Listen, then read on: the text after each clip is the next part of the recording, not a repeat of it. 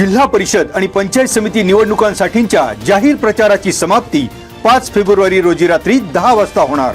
रात्री 10 नंतर प्रचाराच्या कुठल्याच जाहिराती प्रसिद्ध अथवा प्रसारित करता येणार नाहीत। तसेच मतदानाच्या दिवशी म्हणजे 7 फेब्रुवारी रोजी मुद्रित माध्यमात देखील जाहिराती प्रसिद्ध करू नयेत, जिल्हा अधिकारी तथा जिल्हा निवडणूक अधिकारी जितेंद्र डुडी यांची माहिती।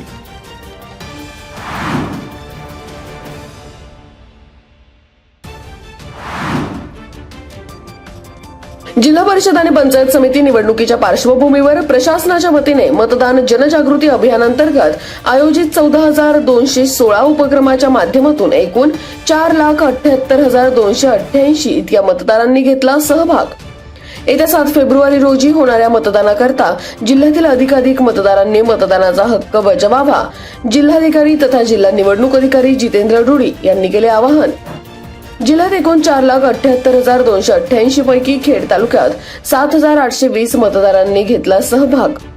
मतदान जनजागृती अभियानांतर्गत मतदार यादीत नाव शोधणे, ईव्हीएम आणि व्हीव्हीपॅट, पदयात्रा, कलापथक, पथनाट्य, सायकल यात्रा, मानवी साखळी, मतदारांना शपथ, गृहभेटी, महिलांकरिता मतदान जागृती विशेष कार्यक्रम, स्टेटस दिवस, सेल्फी दिवस, समाज माध्यमांचा वापर, प्रभात फेरी, मतदार जागृती फेरी, चित्रकला स्पर्धा, रांगोळी या उपक्रमाच्या माध्यमातून मतदारांमध्ये जनजागृती।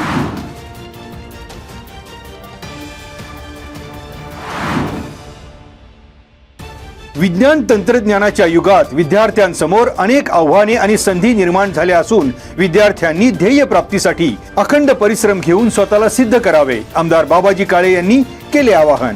खेड तालुका शिक्षण प्रसारक मंडळ संचालित हुतात्मा राजगुरू महाविद्यालय, साहेबरावजी बुटे पाटील महाविद्यालय, MBA कॉलेज आणि पॉलिटेक्निक कॉलेजचा वार्षिक पारितोषिक वितरण आणि गुणगौरव समारंभ, आमदार बाबाजी काळे यांची प्रमुख उपस्थिती। यावेळी संस्था अध्यक्ष ॲडव्होकेट देवेंद्र बुटे पाटील, उपाध्यक्ष नानासाहेब टाकळकर, संचालक बाळासाहेब सांडभोर, हिरामण सातकर, सतीश नाईकरे, नितीन गोरे, मुरलीधर खांगटे, प्राचार्य डॉक्टर शिरीष पिंगळे आदींची उपस्थिती।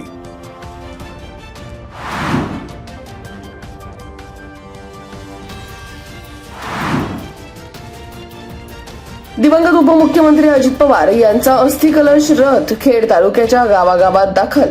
राष्ट्रवादी युवक काँग्रेसचे जिल्हाध्यक्ष निलेश थिगळेंच्या संकल्पनेतून श्रद्धांजली यात्रेला प्रारंभ। जिल्हा परिषदेच्या रेटवडी वाफगाव गट, कडूस गट आणि पाईट गटातून अस्थि कलश रथाचे मार्गक्रमण।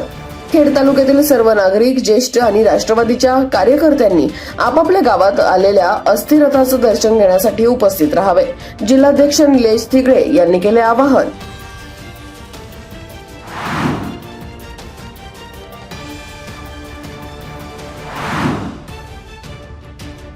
गैरसमजातून चौघांनी संगनमताने शिवीगाळ करत लाकडी दांडक्याने आणि लोखंडी गजाने मारहाण करून जीवे मारण्याची दिली धमकी। हेद्रुज येथील अमोल बबन बच्चे वय 33 यांची फिर्याद। अमोल बच्चे यांच्या फिर्यादीवरून लहू एकनाथ बच्चे, पपेश एकनाथ बच्चे, भरत किसन बच्चे, प्रदीप किसन बच्चे यांच्या विरोधात उत्तर म्हाळुंगे MIDC पोलीस ठाण्यात गुन्हा दाखल। हेद्रुज येथे 2 फेब्रुवारी रोजी रात्री 9:30च्या सुमारास घडला प्रकार।